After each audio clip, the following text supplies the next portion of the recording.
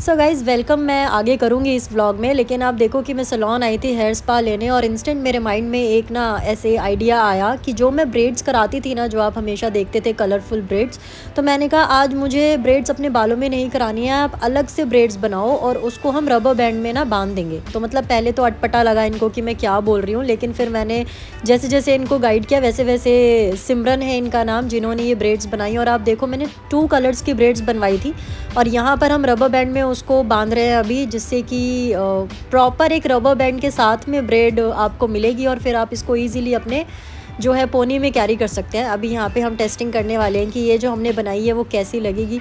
मैं और साहिल तो काफ़ी खुश हो गए थे क्योंकि मुझे तो बहुत अच्छी लग रही थी और मैंने ऐसा ही सोचा था कि रिज़ल्ट ये ही आएगा। बाकी आप देखो कि कैसी लग रही है।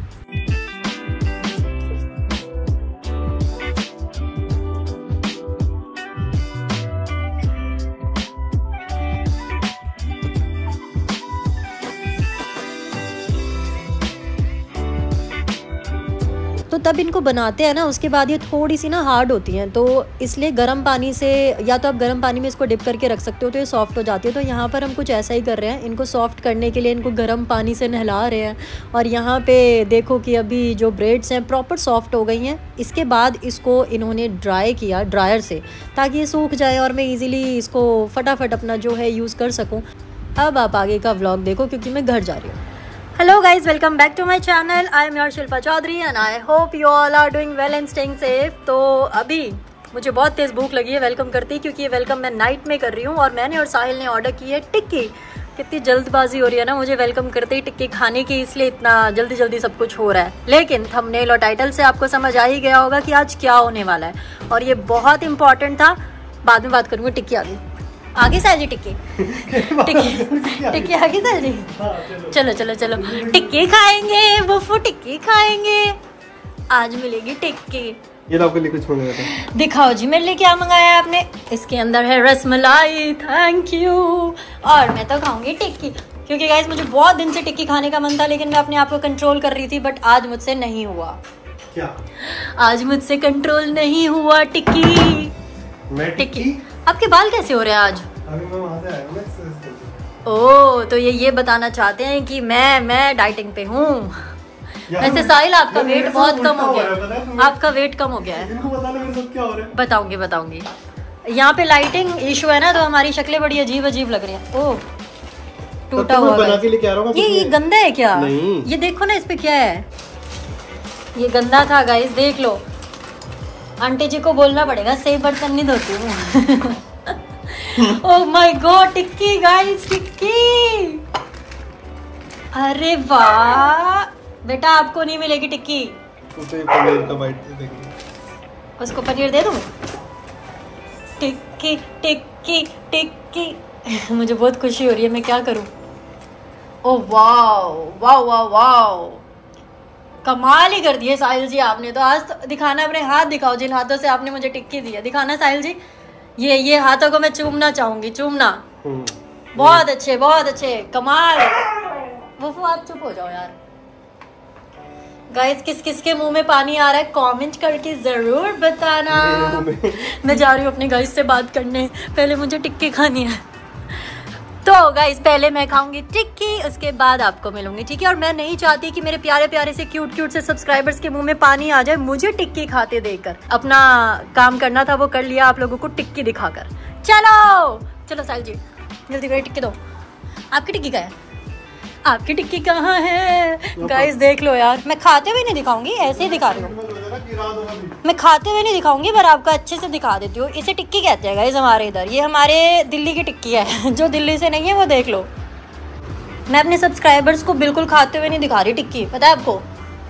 मुंह में एक गिलास पानी आ गया। पानी तो आ गया होगा, पर मैं नहीं अपने सब्सक्राइबर्स को टिक्की दिखा रही हूँ खाते हुए, बस ऐसे ही दिखा रही हूँ बेचारों को। ये टूटा हुआ ना रखते नहीं है घर में यार, पर ये मेरा फेवरेट बाउल है, इसलिए मैं इसे फेंक नहीं सकती। चलो नहीं गिराऊंगी, बस अब मैं खा लेती हूँ।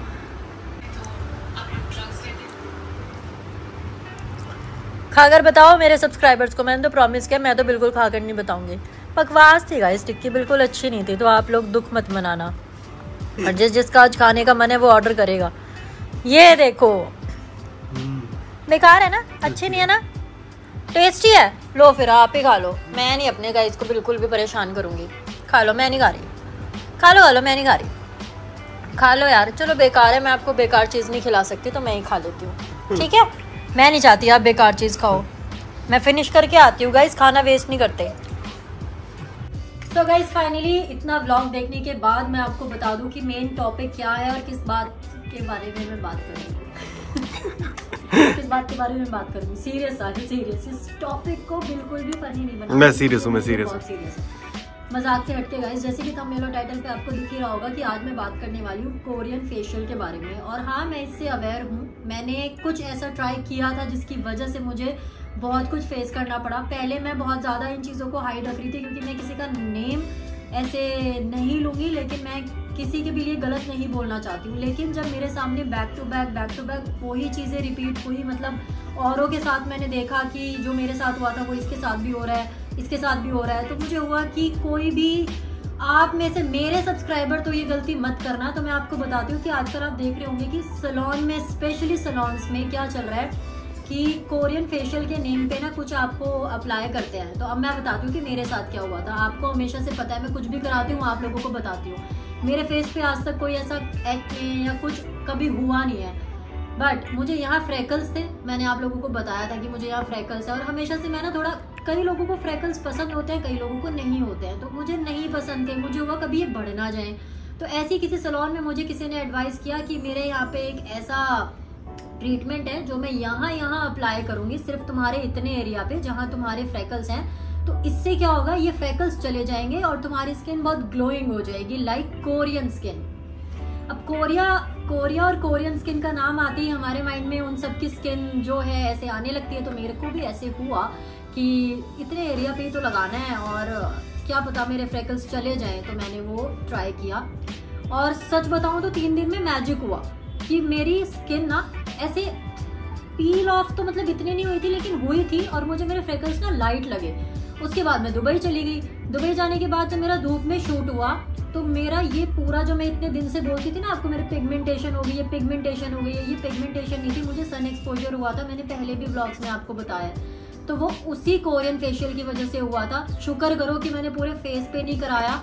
मैं इतनी वीडियोस देख रही हूँ जो पूरे फेस पे अप्लाई करवा रही हैं और उनको लग रहा है कि हम 3 दिन में चमक रही हैं, हमारा गोरा रंग हो रहा है या हमारे फेस से दाग धब्बे दूर हो रहे हैं। लेकिन उनको ये समझ नहीं आ रहा है कि इन फ्यूचर 2-3 मंथ, 6 मंथ, किसी का बोल सकती हूँ साल के बाद इतना गंदा फेस हो जाएगा ना, उसको फिर डॉक्टर्स भी सही नहीं कर पाएंगे। और अब जहाँ से मैं ट्रीटमेंट ले रही हूँ ना, ट्रीटमेंट में वो क्या कर रहे हैं, मेरी स्किन को हील कर रहे हैं। क्योंकि उन्होंने मुझे बताया तुम्हारी इतनी स्किन ना, इतने एरिया को तुम्हारा बहुत ही, मतलब उसने क्या किया है कि इतनी पील कर दी है कि स्किन की 3 लेयर तक तुम्हारी जो है लाइट हो चुकी है, थिन हो चुकी है, बिल्कुल थिन हो गई है। हाँ, मतलब 3 लेयर तक थिन हो गई है। आप सोचो कि कितनी स्ट्रॉन्ग चीज है वो, और आप कैसे अपनी स्किन पे इसे करवा सकते हो यार। आपने तो कितने टाइम पहले कराया था ये? अभी 2-3 मंथ्स पहले ही कराया था ना, तो मे बी शायद आप अब भी सन में नहीं जा सकते।